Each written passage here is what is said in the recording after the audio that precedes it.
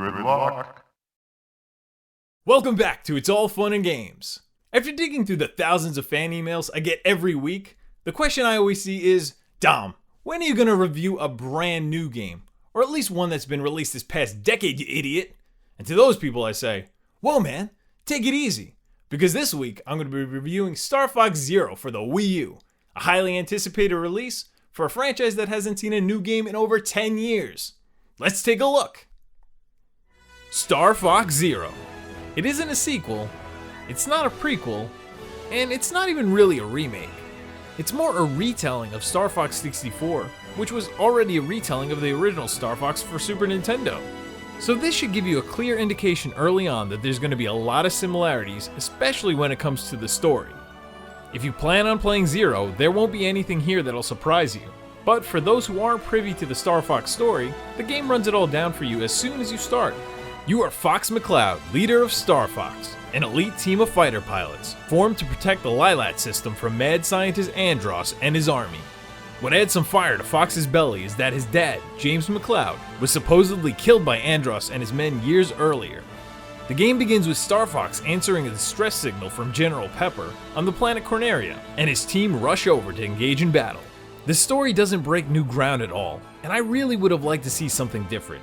But this alone isn't enough to hinder the game. What I do enjoy about the story is how it's presented.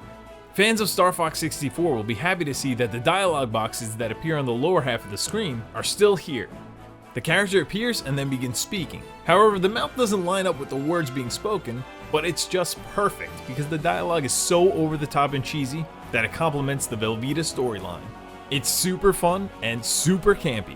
They even use most of the voice actors from the 64 version. The sound of Peppy telling you to do a barrel roll is music to my ears.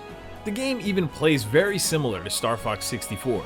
You pilot an air wing, constantly flying forward through space at a speed which you have control over. As you fly, you're shooting at enemies that are zipping past you while dodging enemy fire and other obstacles. At the end of these linear, on-rails section, the game opens up into an all-range mode, where you can fly in any direction in a large area. This is where the dogfights and the boss battles occur. But wait, something about this game is different. Feels different. The controls. And thus we begin discussing the most frustrating thing about this game. The game implements motion controls by using the Wii U gamepad screen as a virtual cockpit with crosshairs. You have to physically aim the gamepad at where you want to shoot. The problem with this is the actual TV shows a third-person perspective of your ship, which you need to look at to steer with the left analog stick. So you look at one screen to pilot your vehicle and another to aim for precise shooting. It divides your attention, and since the gameplay moves pretty fast, you're either crashing into stuff because you're trying to hit enemies, or missing them entirely because you're trying to steer. Which for me this was even more prevalent during the boss battles, particularly with Andross. The control scheme is very counterintuitive and gets in the way of something that could be a lot of fun. You try your best to overcome the controls and make your way through about 10 levels. What keeps things interesting is that there are 4 vehicles that can be used. The classic Air Wing, the Walker, the Landmaster tank, and the newest addition, the Gyrocopter, with the Air Wing and the Walker seeing the most use. And though it's not the Walker's first Star Fox appearance, it's the first time I've played a game with one in it, and I really enjoyed these sections. It was especially awesome since a bit later on in the game you can transform on the fly from Air Wing to Walker at the push of a button. These were the parts of the game that felt fast and satisfying. The Gyrocopter, on the other hand, is by far my least favorite vehicle, and I really loathe each time you are forced to use it. It's extremely slow, and it just kills the pace and any excitement you can find in the game. What makes using it even worse, the copter has a little robot that drops down from it, and you use it to hack different doors or objects to turn them on and off. It's just an annoying task that had no challenge, and it was easily the worst part of the game. Luckily, it wasn't used too often. From the worst part, we move on to what is easily my favorite part, the soundtrack. As soon as you start, you will be welcomed home to Corneria with its classic theme music. A lot of the songs are familiar, but remixed or done with an orchestra, which makes it sound beautiful. The sound effects get the job done, and that's a good thing.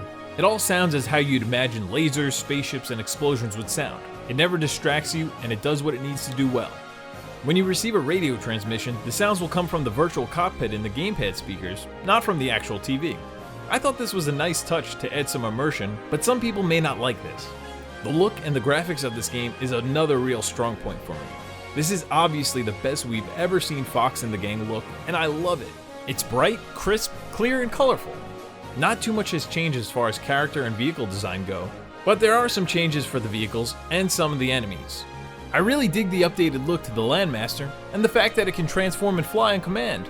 The Gigarilla and the Spider robots were some of my favorite enemies, but I really wish there was a lot more variety.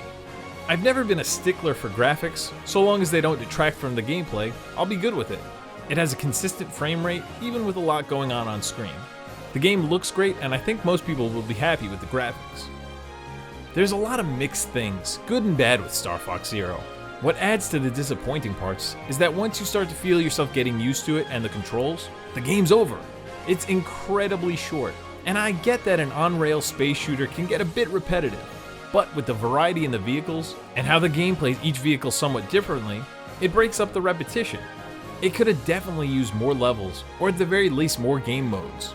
There is no multiplayer, only a couple of training missions, and the arcade mode is essentially playing through the story mode again on one life trying to get a top score. Overall, the game just feels so bare bones, with little replayability. Star Fox Zero wasn't exactly the game I was hoping for after all these years. It had some fun moments, but ultimately it was an incredibly frustrating experience. It fails to make much progress on the earlier games, and the new changes that it does have, like the gyrocopter, fell extremely flat with me. So should you buy Star Fox Zero? The answer from me would be no. At least, not yet. I'd say wait for a significant price drop, or if you could find it really cheap used. But other than that, this does not feel like a $50 game. Thanks for watching, everybody, and if you disagree with my review, that's okay, because remember, it's all fun and games.